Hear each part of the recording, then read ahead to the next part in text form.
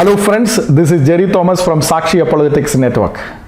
In this episode, we will be looking at Richard Dawkins and his intellectual dishonesty. New atheists always claim that they are the intellectually honest people and they are intellectually superior to religious believers. We all know about Richard Dawkins' book, Delusion.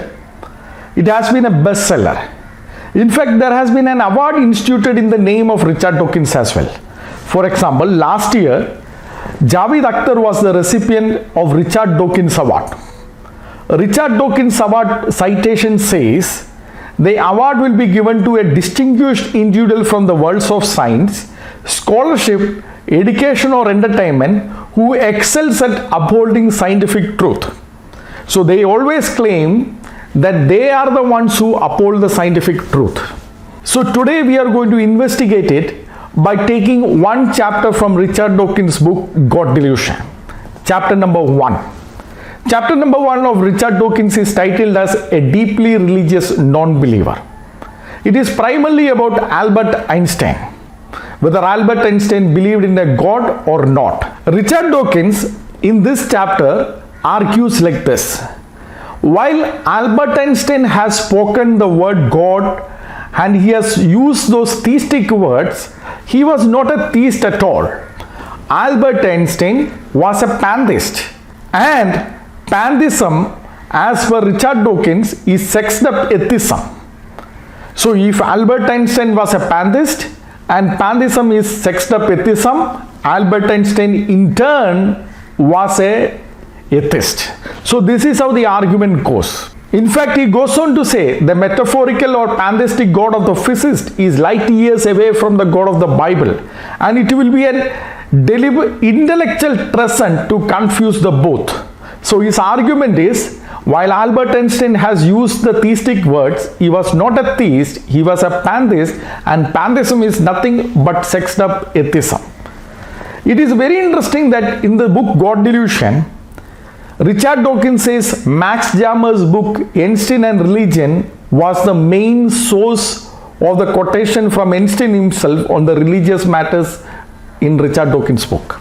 In other words, Richard Dawkins have taken heavily from Max Jammer's book. Professor Dr. Max Jammer, who lived from 1915 to 2010, was a close colleague of Albert Einstein. Professor Max Jammer himself was an accomplished person.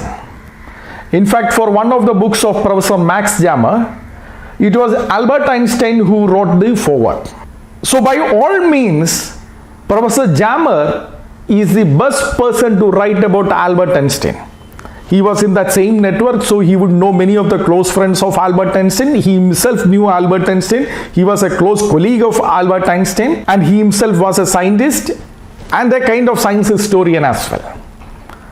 But the irony is, while Richard Dawkins claims that he has used Max Jammer, he has cherry-picked Max Jammer. Max Jammer's argument is totally different from Richard Dawkins' argument.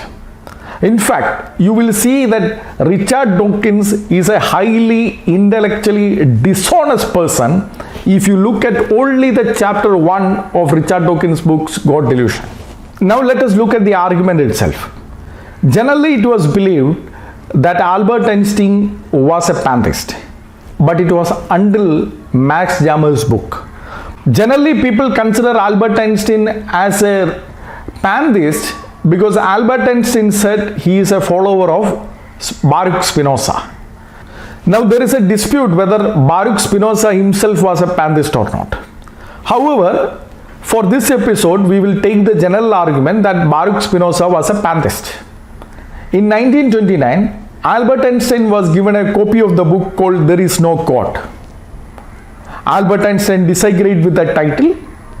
Albert Einstein was responding to the book, and in response to that book he said, "We followers of the Spinoza see our God in the wonderful order and the lawfulness of all that exists and its soul." So Albert Einstein was in turn saying you should have changed the title to There is no personal God rather than There is no God, because we followers of Spinoza see our God in the wonderful order and the lawfulness of all that exists in his soul. So here you have the argument. Albert Einstein claims himself to be the follower of Spinoza. Spinoza was a pantheist, therefore Albert Einstein is a pantheist. Now before we look at what Albert Einstein really meant by this, let me continue reading the same letter that Albert Einstein wrote. In the same letter, Albert Einstein went on to say, it is a different question whether the belief in a personal God should be contested on. So Albert Einstein is saying that you should change the title to there is no personal God.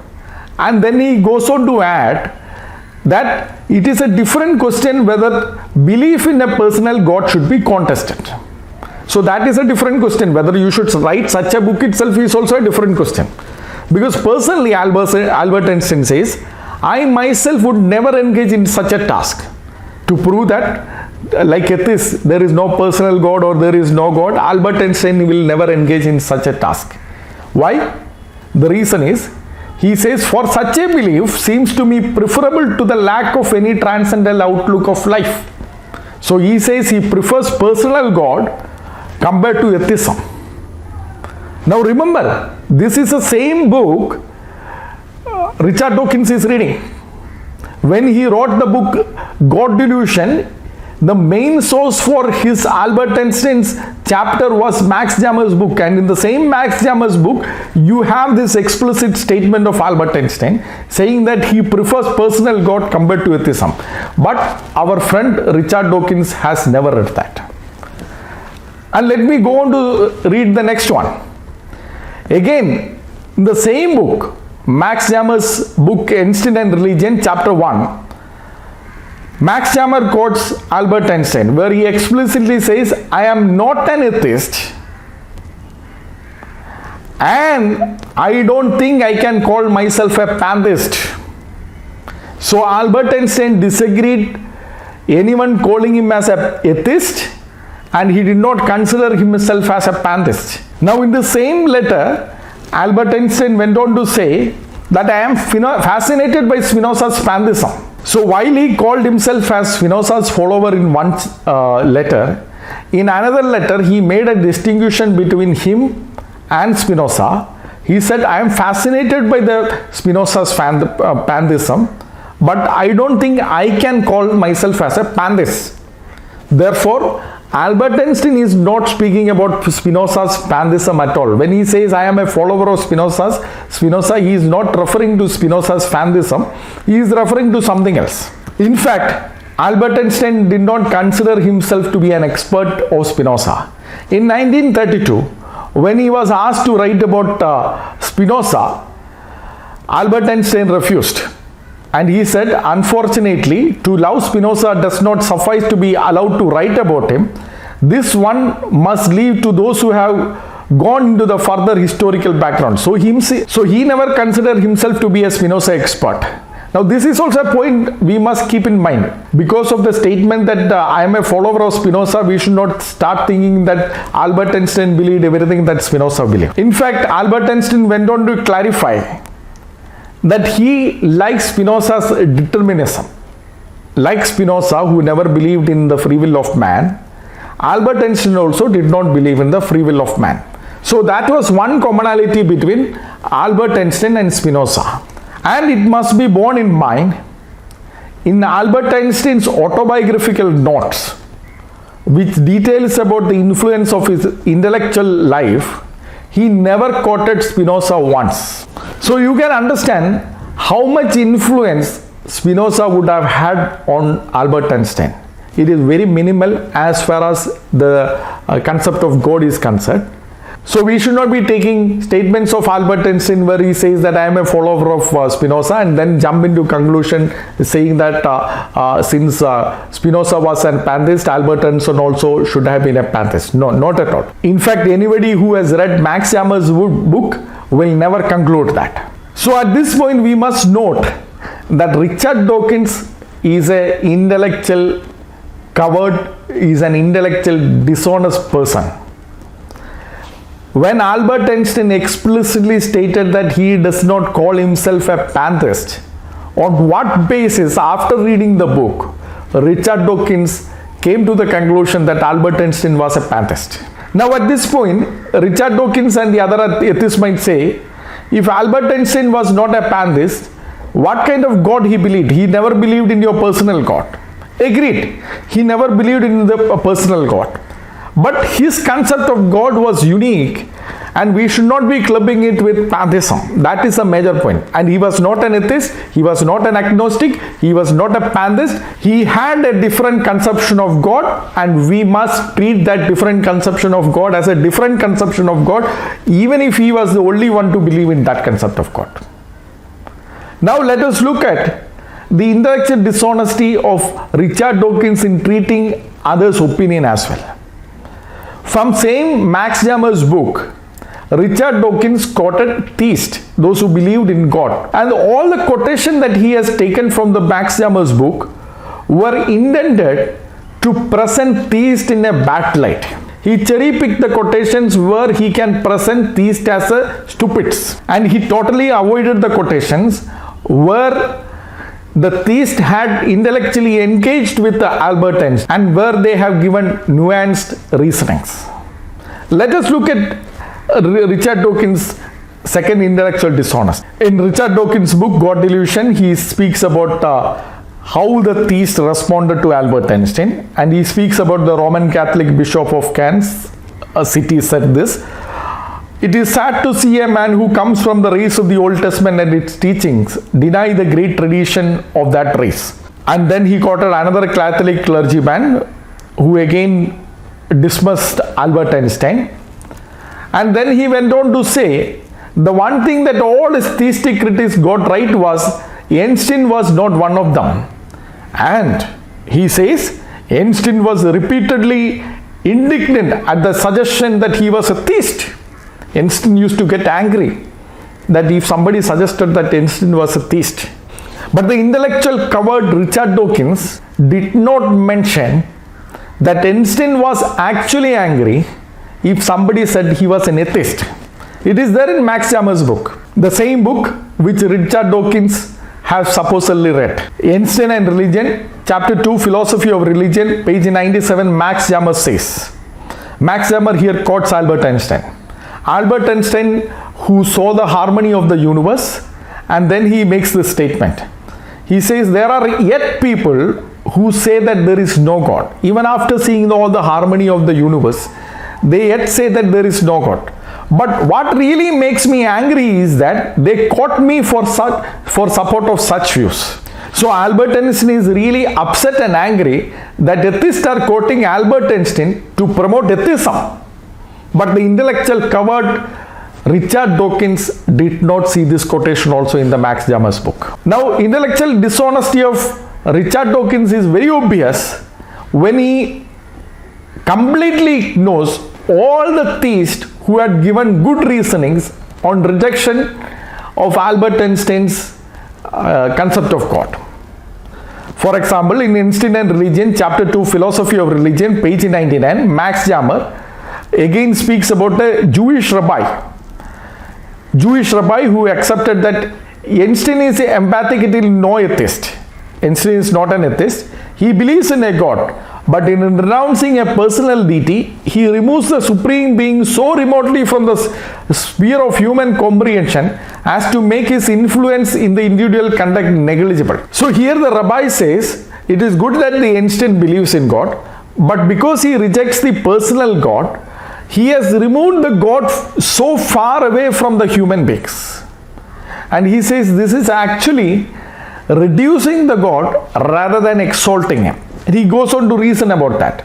Similarly, Paul Tillich, who was a Protestant theologian, Paul Tillich took the ideas of Albert Einstein one by one. He said there are 4 major points of Albert Einstein, and then he goes on to examine each of the points. Albert Einstein had previously argued that there are 3 stages of concept of God, and the second stage he spoke about the personal God, and the personal God he attributed it to myths and all. Myths which comes from the human experiences. Paul Tillich is taking that argument and he says, while it is true that the mythology can be taken from human experiences, the idea of God itself transcends all human experience. So while mythology can create stories about God, mythology cannot create the idea of God. With the idea of God transcends all human experiences. And he goes on to quotation Albert Einstein, saying that when you are actually criticizing one subject, you should take in all fairness the best of that discipline, the most advanced idea of that discipline, and not the obsolete forms of a discipline, as he would expect if somebody is speaking about the science. So the idea of God, where personal God, is not the mythological God. Christian theologians, Jewish theologians had given a far better concept of the idea of personal God. Instead of taking that, if he takes the mythological God to reject the personal God, he is not taking the best of the ideas. So that is what Paul Tillich criticizes. Then Paul Tillich goes on to quote Albert Einstein and then finds a common ground and says Albert Einstein's God, the concept of God, is a superpersonal values. But Paul Tillich says, while reducing it to it rather than calling he, actually the superpersonal becomes subpersonal. And he goes on to reason that. Here you can understand how nuanced the arguments of the Christian theologians were. But the great scientific upholder of the truth, Richard Dawkins, has not read any of these things. Again, Catholic theologian Hans Kuhn, he also has reasoned out saying that God is not a person as man is a person. So Albert Einstein is here getting confused between when he says God is a person, he is imagining that God is a person just as a human being is a person. That is definitely not what a Christian or a Jew means by saying that God is a person. When you say God is a tripersonal being, God is triune being, you are not saying that there are 3 heads and 6 hands and 6 feet. We are not saying like that. We are not attributing the bodily quality to the God who is a spirit at all. So this Catholic theologian is actually pointing out the confusion in Albert Einstein's idea of personal God. Again, the people whom Richard Dawkins quote, for example, Dr. Sheen. Richard Dawkins only takes statements of Dr. Sheen where he can present Dr. Sheen in a bad light, but ignores all the quotations that Dr. Sheen said, which can actually show that Albert Einstein's argument was weak. For example, as I said previously, Albert Einstein saw 3 stages of the so-called evolution of concept of God, and then he says that Albert Einstein did not give a spark of historical evidence for any of these things. So while Albert Einstein had presented a theory, he never gave an evidence for this. And then he goes on to show that if somebody had applied the same methodology, they can actually reject Albert Einstein's concept of God itself.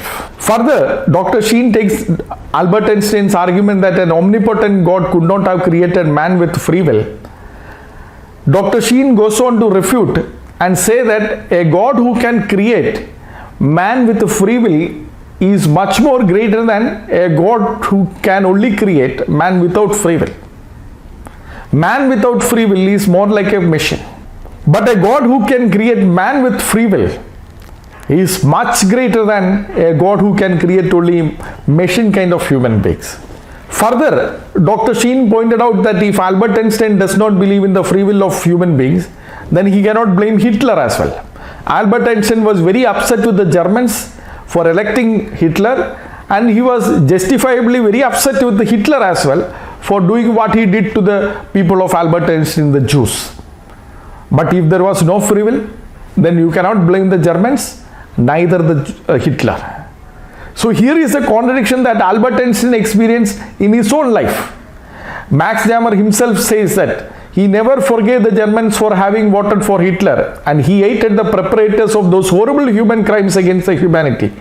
He may have been aware that he acted, strictly speaking, against his own conviction in unrestricted determinism. If unrestricted determinism was true, then Albert Einstein cannot blame Hitler at all. So, in fact, here is the contradiction in Albert Einstein's own theory. So, the theists gave many reasons to reject Albert Einstein's view.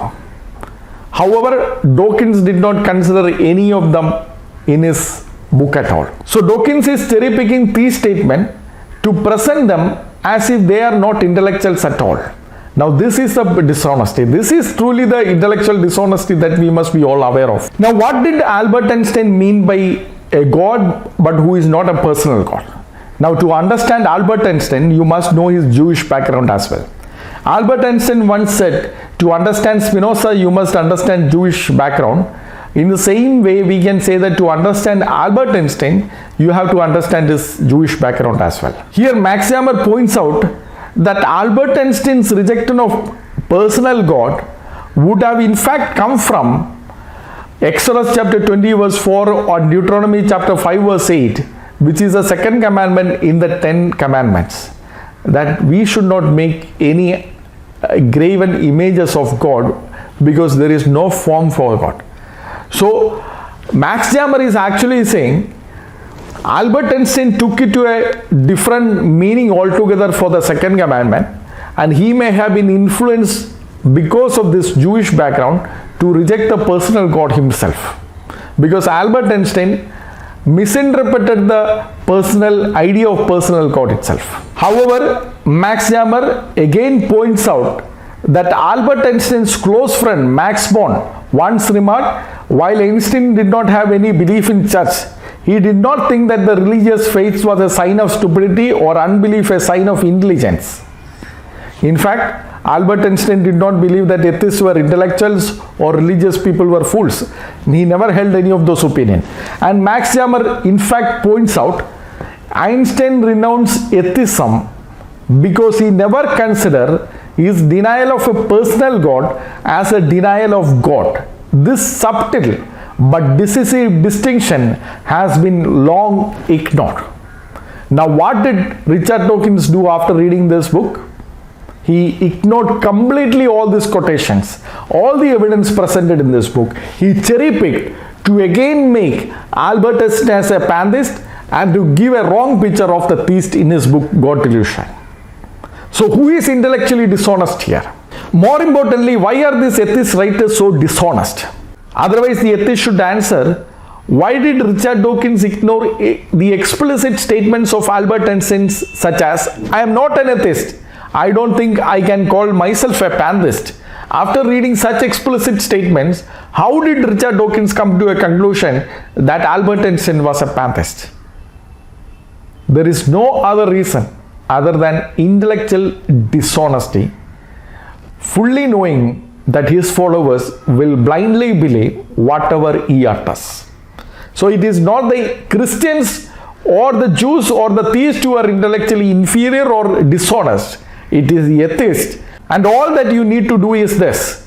Pick up Richard Dawkins' book, chapter 1, check for evidence, and you will see the intellectual dishonesty. So our message to the common atheist is that don't blindly follow your leaders. Go and verify, and you will see that there is evidence for God. That is why let me conclude by again quoting Albert Einstein, where he said, in view of such harmony in the cosmos which I with my limited human mind am able to recognize, there are yet people who say that there is no God. Albert Einstein found it surprising, after seeing so much of fine-tuning in the universe, after seeing all the laws of the universe so beautifully designed, that the atheist could still say that there is no designer. That is the theistic argument that we presented to you. Instead of blindly following your leaders, examine for yourself and come to a conclusion. May God bless you all.